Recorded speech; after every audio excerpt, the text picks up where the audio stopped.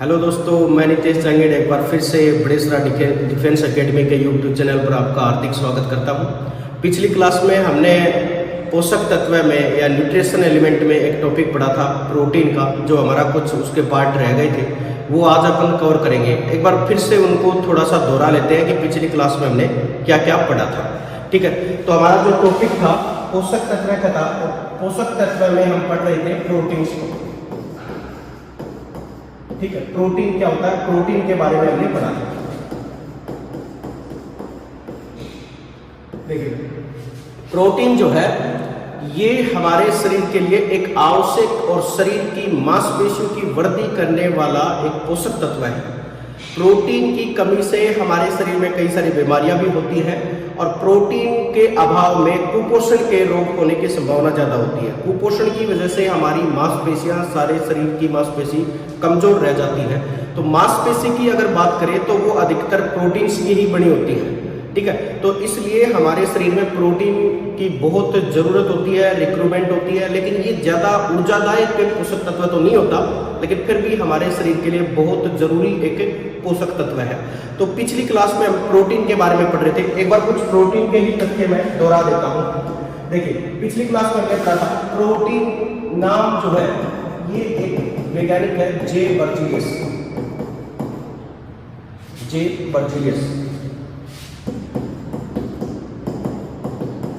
जे Berzelius नाम के एक साइंटिस्ट हुए जिसने पहली बार प्रोटीन के लिए कोई एक प्रोटीन शब्द यूज किया था।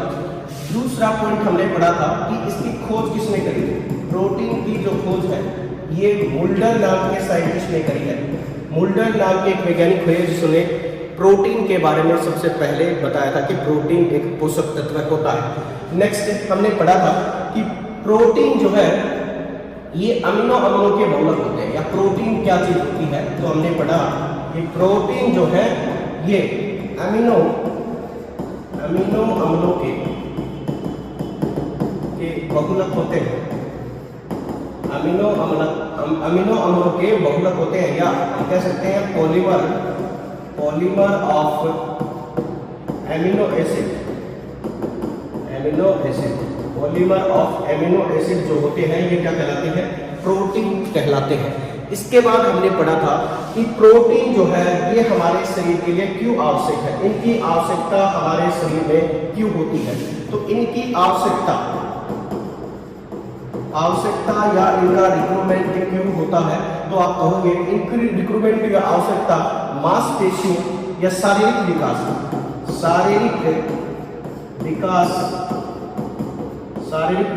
व मांसपेशियों की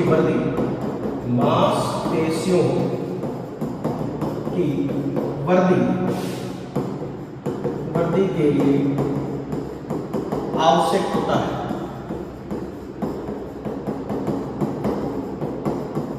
ठीक है, शारीरिक विकास या हम कह सकते हैं हमारी फिजिकल डेवलपमेंट, फिजिकल ग्रोथ जो है वो प्रोटीन के बिना नहीं हो सकती। तो प्रोटीन हमारे लिए एक जरूरी पोषक तत्व होता है।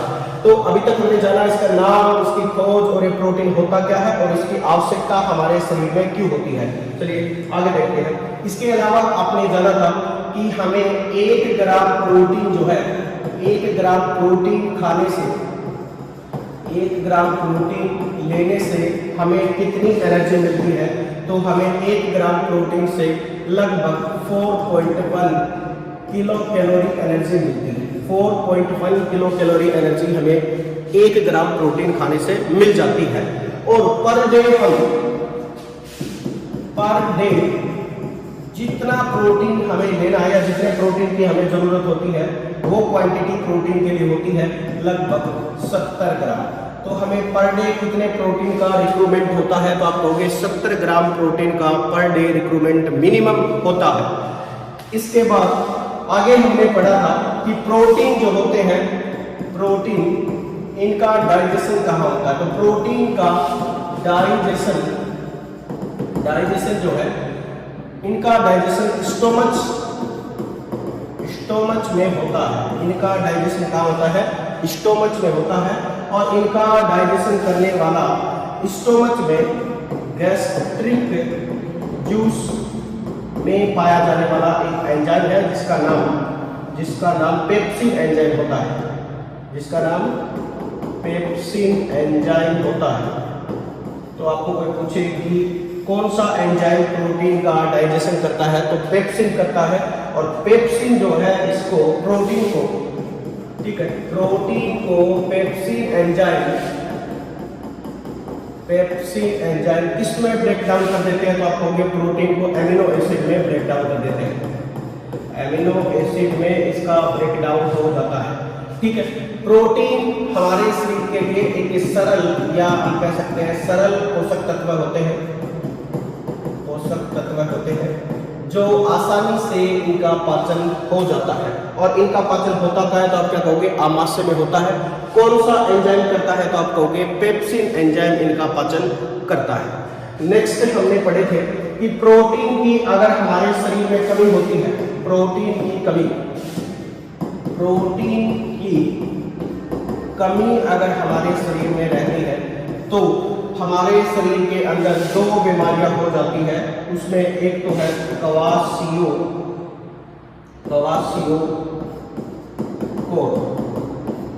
और एक होती है मेरस्मस और कवासियोकोर। ये दोनों ही बीमारियां प्रोटीन की कमी से होने वाली बीमारियां हैं।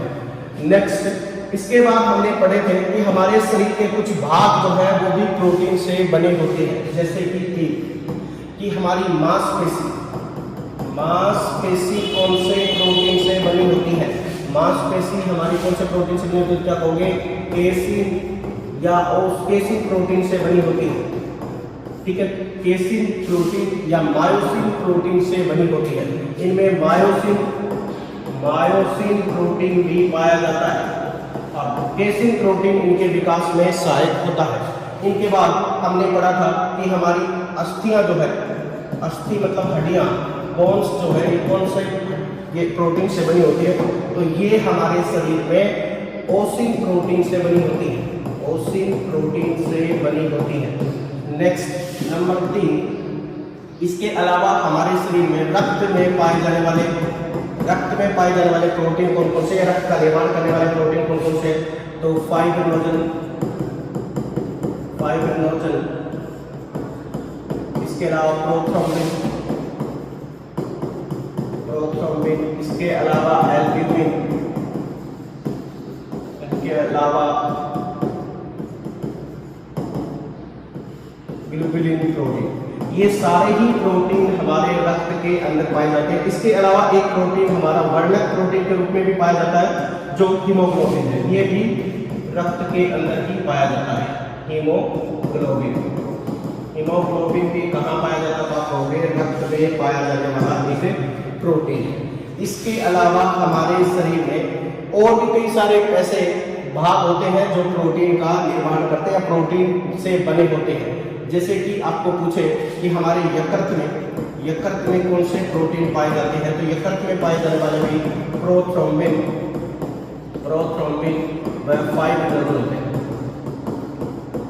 फाइब्रिनोजन होते हैं। इसके अलावा हमारे गुणसूत्र या पिछले डीएनए में कौन सा प्रोटीन पाया जाता है, तो आप कहोगे हिस्टोन प्रोटीन। हिस्टोन प्रोटीन जो है ये किसमें पाया जाता है, हिस्टोन प्रोटीन जो है ये गुणसूत्र या डीएनए इसी प्रोटीन से बने होते हैं, ठीक। नंबर 6 देखिए, इसके अलावा हमारे शरीर के अंदर जैसे हमारे बाल हैं, तो बालों में या रोमों में पाया जाने वाला जो प्रोटीन है वो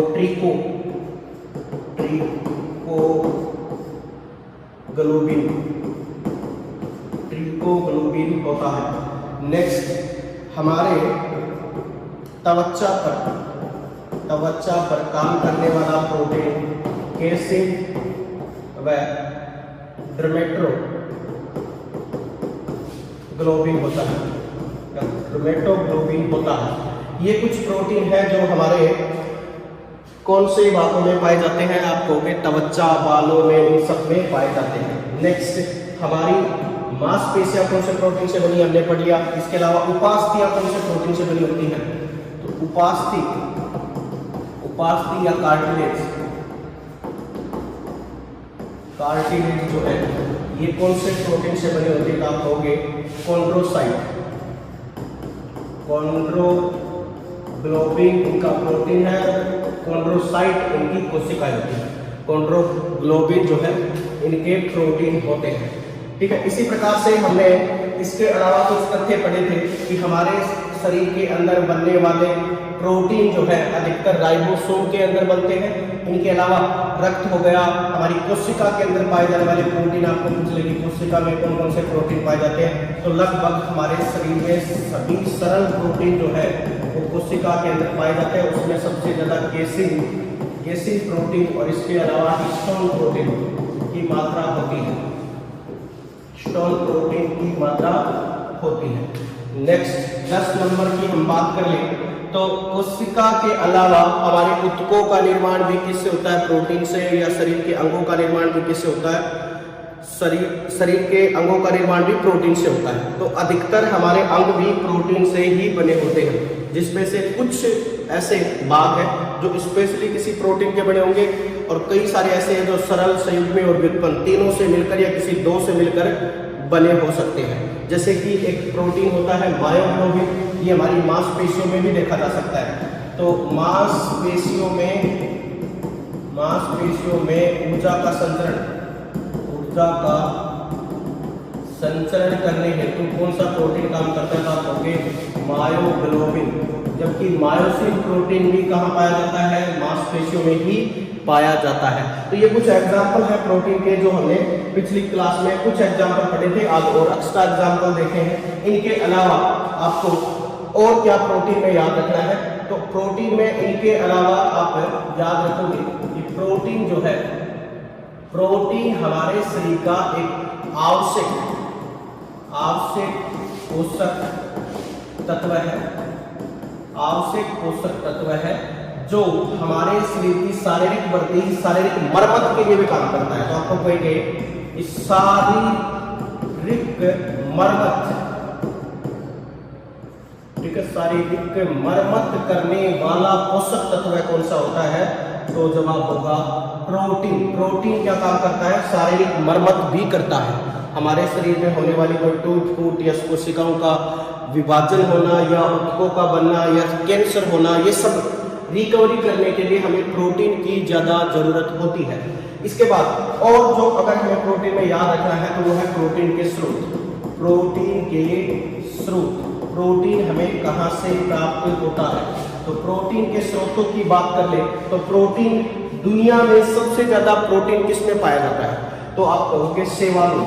शैवालों में सबसे ज़्यादा क्या होता है? प्रोटीन पाया जाता है। लेकिन शैवाल भी पूछ लेगी कौन से शैवाल में? तो आप कहोगे क्लोरेला शैवाल में सबसे ज़्यादा प्रोटीन पाया जाता है। पूछ ले लगभग कितना? तो 63% के आसपास इसमें प्रोटीन पाया जाता है। तो सबसे ज्यादा प्रोटीन किसमें पाया जाता है? शैवालों में। कौन से शैवाल में? क्लोरेला शैवाल के अंदर पाया जाता है। नेक्स्ट, इसके साथ प्रोटीन जो है, प्रोटीन में और क्या याद रखना है? प्रोटीन का एक प्रमुख स्रोत जो शैवाल है, इनके अलावा सोयाबीन जो होता है, सोयाबीन भी किसका पोषक तत्व या प्रमुख स्रोत होता है? तो आप कहोगे प्रोटीन्स का। तो सोयाबीन में भी बहुत अच्छी प्रोटीन की मात्रा होती है। लगभग पूछे तो 43% के आसपास से इसमें क्या पाया जाता है?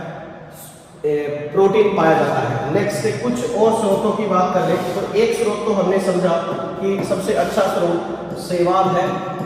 शैवाल में भी पूछे कौन सा शैवाल? तो क्लोरेला शैवाल है। एक हमने पढ़ा, इसके अलावा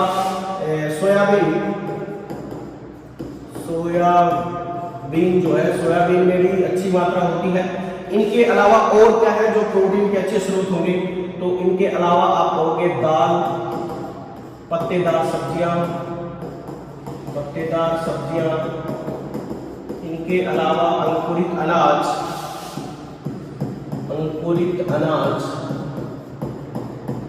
और फल, ठीक है, इन सब से भी हमें क्या प्राप्त होते हैं? प्रोटीन प्राप्त होते हैं। इनके अलावा मीट, मांस या अंडा, अंडे से भी हमें भरपूर मात्रा में क्या प्राप्त होता है, प्रोटीन प्राप्त होता है। ठीक है, ये प्रोटीन के सब अच्छे स्रोत हैं। सबसे ज्यादा प्रोटीन पूछे तो शैवालों में होता है। कौन से शैवाल में, तो क्लोरेला में, उसके बाद सोयाबीन में, दाल में, पत्तेदार सब्जियों में, अंकुरित अनाज, ठीक है, फल, मांस, अंडे, इन सब से भी हमें क्या मिल जाता है, प्रोटीन मिल जाता है। इनके अलावा अभी आपको बताया था प्रोटीन की कमी से या प्रोटीन के कुपोषण से, प्रोटीन का कुपोषण, प्रोटीन का कुपोषण किस वजह से होता है, तो आप कहोगे अगर महीने के हिसाब से देखें, पर डे हमें कितने 70 ग्राम प्रोटीन का रिक्वायरमेंट होता है, और एक महीने का 30 दिन के हिसाब से देखें तो ये आता है हमारे पास 2100 किलो कैलोरी एनर्जी। ठीक है, 2100 किलो कैलोरी एनर्जी, या आप कह सकते हैं 2100 ग्राम। ठीक है, 2100 ग्राम के आसपास हमें प्रोटीन की जरूरत होती है महीने में, और ये प्रोटीन हमें लगभग हमें ये प्रोटीन अगर हजार ग्राम या इससे भी कम मिल पाता है तो ये प्रोटीन का कुपोषण रह जाता है। ठीक है, ऐसी स्थिति में प्रोटीन का कुपोषण होता है। प्रोटीन की कुपोषण की वजह से ही अभी आपको बताया था एक बीमारी होती है जिसका नाम क्या है, क्वाशियोकोर, और एक होती है कौन सी, मेरोस्मस। क्वाशियोकोर और मेरोस्मस, ये दोनों ही बीमारियां किसकी वजह से होती हैं, तो प्रोटीन के अभाव से होने वाली बीमारियां हैं। एक बार फिर से हमने जो चीजें पढ़ी है उनको दोहरा लेते हैं, फिर भी हमने एक बार पहले टॉपिक पढ़ लिया है। जैसे कि आप देख पा रहे हो, प्रोटीन का नाम किसने दिया, तो आप कहोगे जे बर्जीलियस ने, खोज किसने करी, मुल्डर ने। ये क्या होते हैं, अमीनो अम्लों के बहुलक होते हैं, और ये हमारे शरीर की शारीरिक विकास और मरम्मत करने में सहायता करते हैं। इसके साथ 1 ग्राम प्रोटीन से हमें 4.1 किलो कैलोरी एनर्जी मिलती है। पर डे हमें 70 ग्राम प्रोटीन की आवश्यकता होती है, और प्रोटीन का डाइजेशन कहाँ होता है, तो आप कहोगे स्टोमच में, और स्टोमच जो है, स्टोमच में गैस्ट्रिक जूस में पाया जाने वाला पेप्सिन एंजाइम इसका पाचन करता है। नेक्स्ट, इसके बाद प्रोटीन का पाचन एमिनो एसिड, पेप्सिन एंजाइम के द्वारा एमिनो एसिड के रूप में हो रहा है, और ये हमारे शरीर में जब इकट्ठे होते हैं तो सरल प्रोटीन के रूप में होते हैं।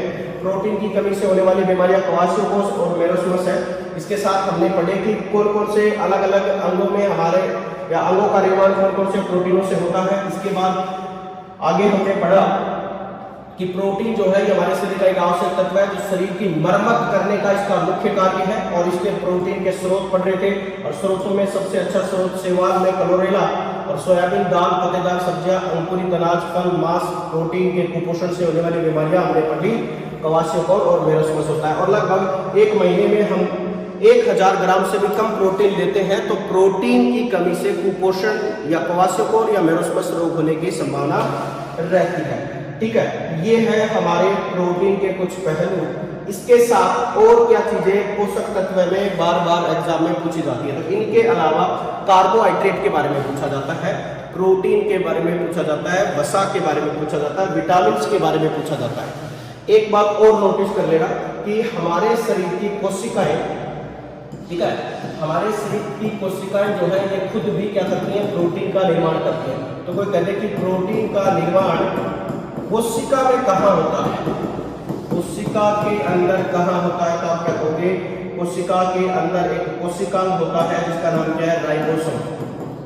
राइबोसोम, ठीक है, राइबोसोम जो है ये एक कोशिकांग होता है, यहाँ प्रोटीन का निर्माण होता है, और प्रोटीन का निर्माण होता है, इसलिए राइबोसोम को ही कोशिका का ईंधन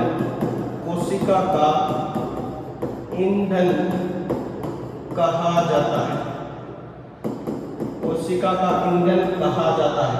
ठीक है, कोशिका का ईंधन और इंजन भी इसी को कहा जाता है, राइबोसोम को ही। चलिए, तो ये था एक हमारा छोटा सा टॉपिक है प्रोटीन। अब पोषक तत्व में हम पढ़ रहे थे ऊर्जा युक्त पोषक तत्व, और ऊर्जा युक्त पोषक तत्व जो हमारे शरीर के होते हैं वो 3 है, प्रोटीन और एक कार्बोहाइड्रेट और एक वसा। अब बात करते हैं कार्बोहाइड्रेट। ये कार्बोहाइड्रेट क्या होते हैं, कार्बोहाइड्रेट क्या है, तो कार्बोहाइड्रेट जो है ये हमारे लिए सबसे जरूरी और उसके साथ सबसे ज्यादा क्वांटिटी में एनर्जी देने वाले, या हम कह सकते हैं डेली रोज ज्यादा क्वांटिटी में ऊर्जा देने वाले पोषक तत्व है। जबकि सबसे ज्यादा ऊर्जा हमें फैट या वसा से प्राप्त होती है।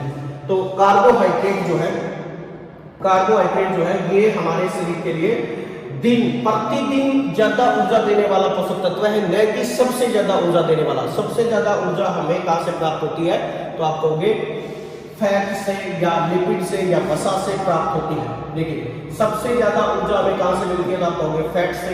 उसके बाद हमें ऊर्जा कहां से मिलती है, तो आप कहोगे कार्बोहाइड्रेट से। उसके बाद हमें ऊर्जा कहां से मिलती है, प्रोटीन से। ये कुछ अंतर भी है तीनों के। एक बार मैं थोड़ा सा इनका बेसिक बता देता हूँ। जैसे कि एक प्रोटीन है और एक कार्बोहाइड्रेट है और एक फैट है। इन तीनों के बेसिक अंतर क्या है? बेसिक अंतर जो है ये है, ठीक है। प्रोटीन जो है ये एमिनो एसिड से मिलकर बनी है, जबकि कार्बोहाइड्रेट जो है ना ये ग्लूकोज या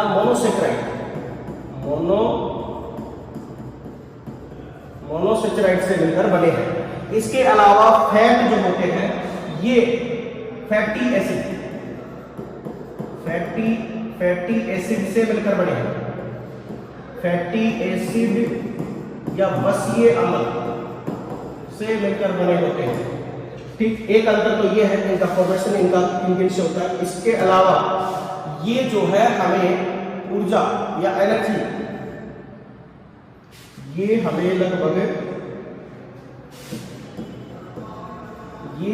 हमें 4.1 किलो कैलोरी 1 ग्राम में देते हैं, जबकि ये 1 ग्राम में हमें 4.2 किलो कैलोरी एनर्जी देते हैं। जबकि फैट हमें 1 ग्राम अगर मिलता है तो 9.3 किलो कैलोरी एनर्जी देता है, ठीक है। तीनों का अंतर ये रहता है। नेक्स्ट इसके बाद अगला पॉइंट आता है एनर्जी हो गया। एमिनो एसिड ग्लूकोज से बने हैं, ये फैटी एसिड से बने हैं, और ये जो फैट प्रोटीन होते हैं इनका डाइजेशन करने वाला एंजाइम जो है पेप्सिन होता है, अभी हमने पढ़ा था। और इनका डाइजेशन करने वाले जो एंजाइम है वो बहुत सारे होते हैं, जैसे कि लैक्टेज, इसके अलावा गलैक्टेज, माल्टेज, सुक्रेज, ठीक है। ऐसे बहुत सारे एंजाइम जो है अलग अलग होते हैं जो कार्बोहाइड्रेट का डाइजेशन करने का काम करते हैं। जैसे कि टाइलिन भी इसी में आता है, इसके अलावा इनका पाचन करने वाला, फैट का पाचन करने वाला एक ही होता है लाइपेज एंजाइम।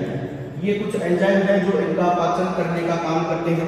इनके अलावा इनका फंक्शन कार्य का होता है, तो इनका फंक्शन हमारी बॉडी में शरीर के अंगों का विकास करना, अंगों का विकास व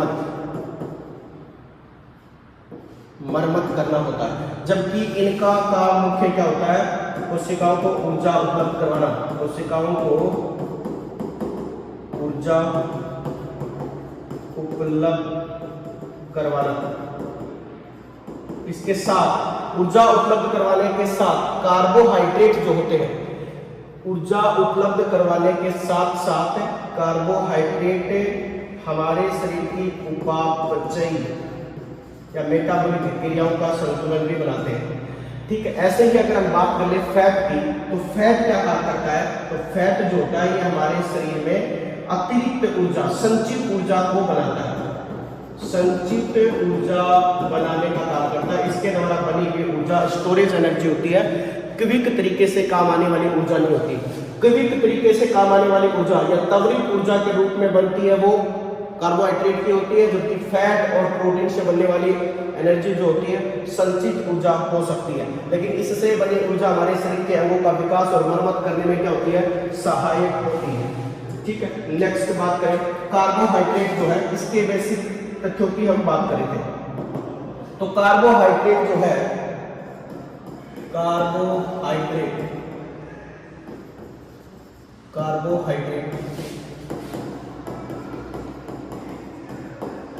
ठीक है, आज हम इसका बेसिक जानेंगे कि कार्बोहाइड्रेट के अंदर क्या क्या क्वेश्चन बन सकते हैं, क्या क्या चीजें इसके अंदर आपको याद रखेंगे। सबसे पहले कार्बोहाइड्रेट होते क्या हैं?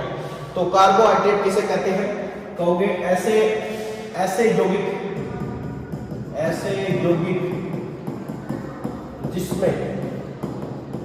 जिसमें कार्बन के साथ ठीक है हाइड्रोजन व ऑक्सीजन का अनुपात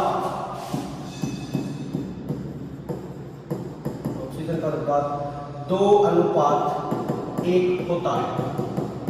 ये क्या कहलाते हैं? तो क्या कहोगे? कार्बोहाइड्रेट कहलाते हैं। जैसे कि कोई भी हमारे पास एक मतलब 3 चीजें होनी चाहिए, कार्बन उसके साथ होना चाहिए और हाइड्रोजन और ऑक्सीजन का अनुपात कितना होना चाहिए? 2:1 होना चाहिए। जैसे कि कार्बन इसके साथ हाइड्रोजन इसके साथ ऑक्सीजन, ये 3 चीजें आ जाती हैं। ठीक है, इन तीनों से हमें ये पता चल गया कि लास्ट वाले जो 2 हैं, मतलब एक तो ये हाइड्रोजन और एक ऑक्सीजन, इनका अनुपात 2:1 होना चाहिए। बाकी चाहे किसी में भी बदलाव हो सकता है। तो यहाँ से आप समझ सकते हो, जैसे कि हम एक एग्जांपल लेते हैं।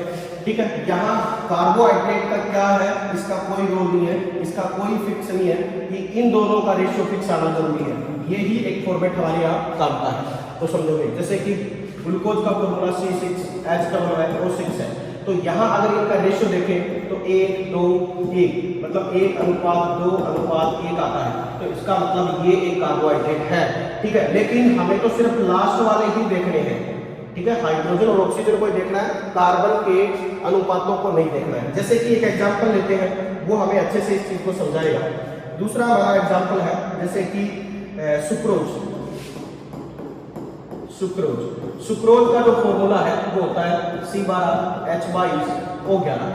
ये सुक्रोज का फॉर्मूला है। तो इसमें हमें पता चल चुका कि यहाँ हाइड्रोजन और ऑक्सीजन का अनुपात तो 2:1 है, लेकिन कार्बन का ये अनुपात नहीं आया। तो ऐसी स्थिति में भी हम क्या कहेंगे? ये कार्बोहाइड्रेट है, क्योंकि कार्बन का इनके साथ अनुपात रहना तय जरूरी नहीं है। ठीक है, तो मतलब हाइड्रोजन और ऑक्सीजन ही यहाँ जरूरी है। इसके साथ आगे चलते हैं। ठीक है, मतलब आप समझ चुके कि कार्बोहाइड्रेट किसे कहते हैं। तो कार्बोहाइड्रेट एक ऐसा यौगिक होता है जिसमें कार्बन के साथ हाइड्रोजन व ऑक्सीजन का अनुपात 2:1 होना जरूरी है। तो इस हिसाब से हम कार्बोहाइड्रेट का एक फॉर्मूला भी बना सकते हैं। ठीक है, फॉर्मूला ये बना सकते हैं Cn, ठीक है, H2, ठीक है, 2N, और इसके साथ आ जाएगा हमारे पास ऑक्सीजन का भी N। तो मतलब एक अनुपात बन गया। कार्बन की संख्या चाहे भले ही कितनी भी आए, ये भी जरूरी है कि हम यहाँ ये रखें। मतलब हम कह सकते हैं कार्बन हाइड्रोजन के अनुपात 2 और ऑक्सीजन का अनुपात कितना आता हो? 1 आता हो। तो ये हमारा क्या हो जाएगा? कार्बोहाइड्रेट का एक सटीक फॉर्मूला हो जाएगा कि ये फॉर्मूला होना जरूरी है। ठीक है, इसके साथ आगे चलते हैं। कार्बोहाइड्रेट जो है, कार्बोहाइड्रेट का पाचन कहाँ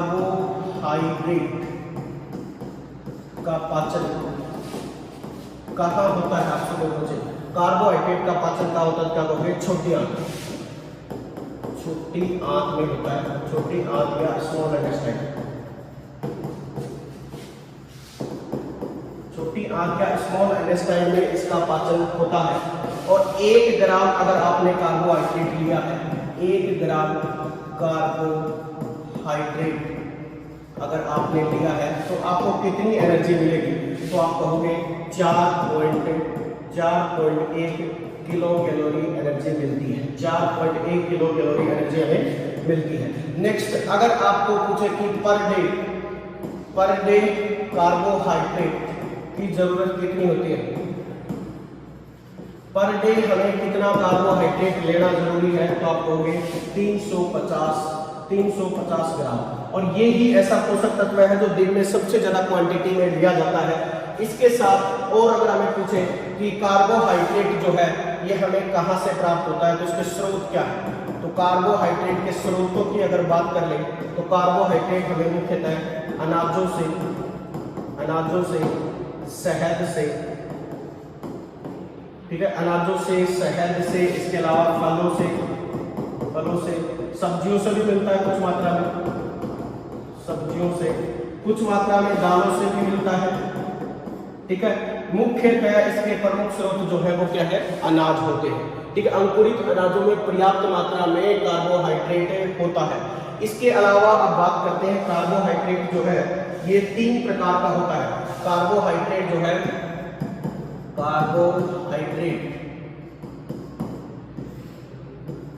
कार्बोहाइड्रेट जो है ये 3 प्रकार का होता है और इसके 3 जो प्रकार है वो ये है। एक प्रकार जो पहला प्रकार है वो होता है मोनोसेकेराइड, दूसरा होता है ओलिगोसेकेराइड और तीसरा होता है पॉलीसेकेराइड। ये तीनों ही प्रकार जो है ये किसके प्रकार है, तो आप कहोगे कार्बोहाइड्रेट के। और ये जो प्रकार है इनके बहुत सारे एग्जाम्पल है, ये टॉपिक की डिटेल और आगे है। बाकी का इस टॉपिक में हम सारी चीजें नेक्स्ट पार्ट में पढ़ेंगे। तो अभी तक हमने इसमें 2 पार्ट की बात कर लिया, एक तो प्रोटीन क्या होता है, एक कार्बोहाइड्रेट का बेसिक क्या होता है। अब हम कार्बोहाइड्रेट को डिटेल से अगली क्लास में जानेंगे। Thank you.